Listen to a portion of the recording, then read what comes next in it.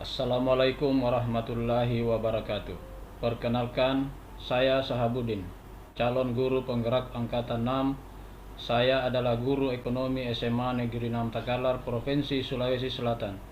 Kali ini saya akan memaparkan pemikiran filosofi tokoh pendidikan Indonesia Ki Hajar Dewantara, yaitu pendidikan yang berpihak pada murid dalam sebuah karya.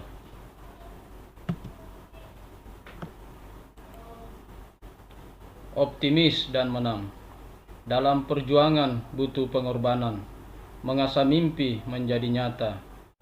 Dalam rintangan ada tantangan, pendidikan bermutu harapan semesta. Menuntun anak harus optimis, jangan pesimis apalagi sinis. Meraih mimpi, meraih masa depan yang gemilang. Tak boleh kalah ataupun bertahan, kita harus menang. Wujudkan generasi cerdas berkarakter, generasi bahagia lahir dan batin. Filosofi pendidikan menurut Ki Hajar Dewantara. Menurut Ki Hajar Dewantara, pengajaran dan pendidikan adalah suatu yang berbeda. Pengajaran merupakan salah satu bagian dari pendidikan. Maksudnya bahwa pengajaran adalah pendidikan dengan cara memberi ilmu yang berfaedah buat hidup anak-anak, baik lahir maupun batin. Sedangkan pendidikan adalah tuntunan dalam hidup tumbuhnya anak-anak, yaitu menuntun segala kodrat yang ada pada anak-anak, agar mereka dapat mencapai keselamatan dan kebahagiaan yang setinggi-tingginya, baik sebagai manusia, sebagai makhluk individu, maupun sebagai anggota masyarakat atau makhluk sosial.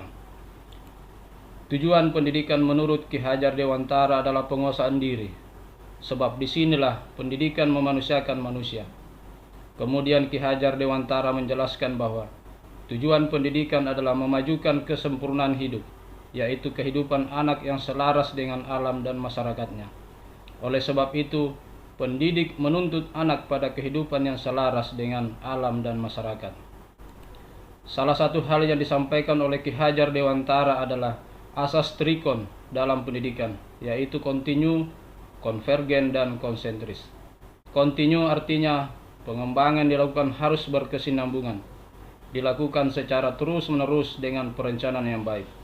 Konvergen artinya pengembangan dilakukan dapat mengambil dari berbagai sumber di luar, bahkan dari praktek pendidikan di luar negeri. Konsentris artinya pengembangan pendidikan dilakukan harus tetap berdasarkan kepribadian kita sendiri.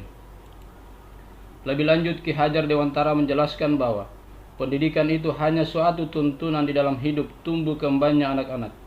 Dalam artian bahwa hidup tumbuhnya anak itu terletak di luar kecakapan atau kehendak kita kaum pendidik. Anak-anak itu sebagai makhluk, manusia dan benda hidup, sehingga mereka hidup dan tumbuh menurut kodratnya sendiri.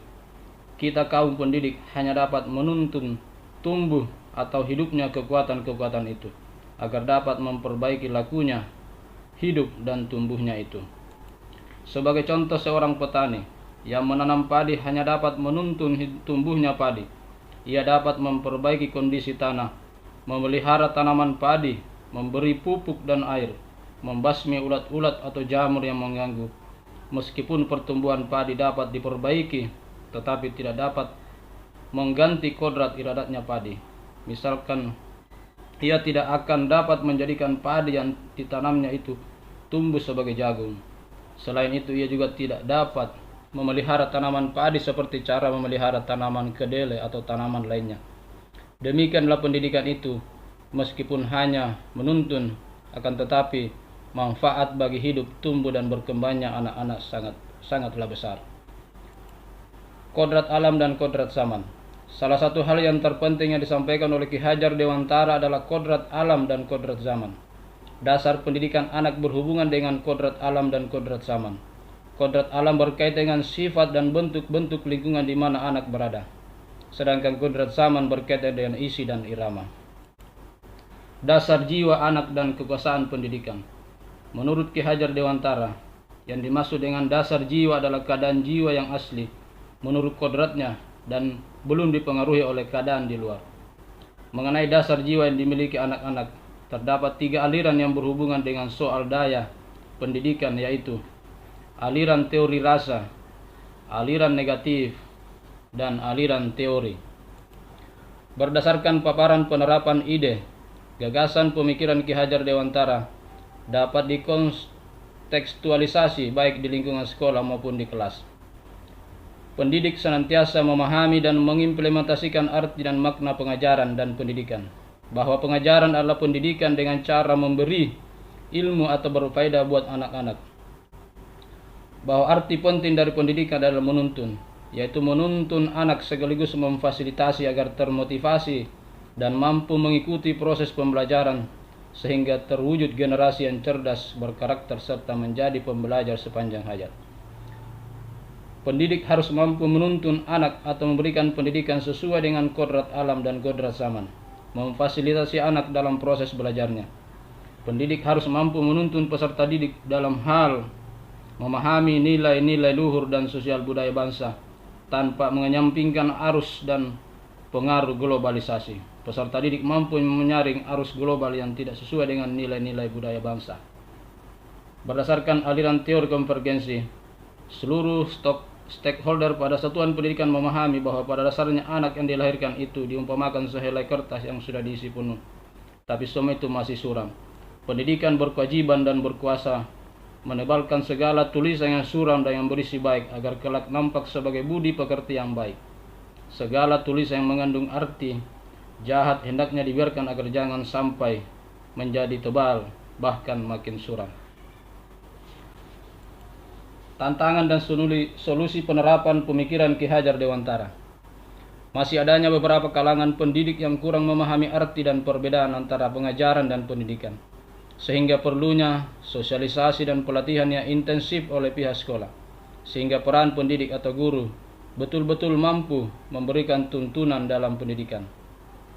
2. Dari pihak anak atau peserta didik, masih terdapat anak yang kurang atau rendah minat belajarnya, sehingga ini menjadi tantangan tersendiri. Solusinya adalah peserta didik senantiasa terus-menerus memberikan motivasi dan menyemangati, serta berinovasi dalam hal metode dan model pembelajaran berdiferensiasi, sehingga pada akhirnya peserta didik kembali bersemangat mengikuti pembelajaran.